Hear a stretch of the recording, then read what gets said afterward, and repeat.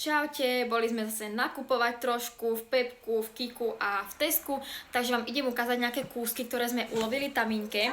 V Pepku mali brutálne výpredaje, takže utekajte do Pepka, pretože tam majú trička za 60 centov. Áno, za 60 centov. Zobrala som malej takéto tričko, je to 116, takže ona to bude mať možno o 3 roky dobré, ale proste za 60 centov to tam nenechám, dorastie do toho. Ďalej som jej zobrala takéto tričko s jahôdkami, tiež väčšia veľkosť a takisto 60 centov to stálo. Proste úplne smiešné ceny. Ďalej som jej zobrala takéto bodička, 3 kusy. Toto bolo za 2,20. Takéto modré, potom takéto jednofarebné ružové tam je a ešte takéto biele. Brala som jej takú veľkosť, že toto bude mať o rok v lete. Som jej brala 98. Potom som jej brala takúto sukničku s mašličkami. Toto už má teraz dobré za euro 10, prosím pekne. Hej, za euro 10. Ďalej som jej zobrala takéto tričko s kvetinkami. Toto tiež je väčšia veľkosť, ale stálo to proste 80 centov.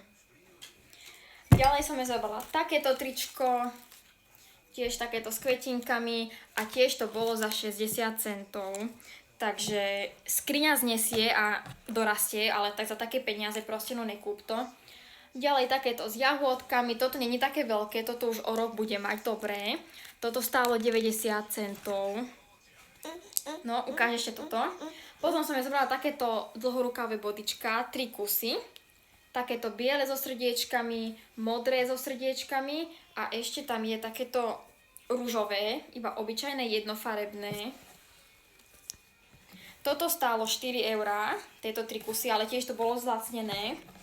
Potom v Kiku som jej zobrala takéto ponožky, 3 kusy.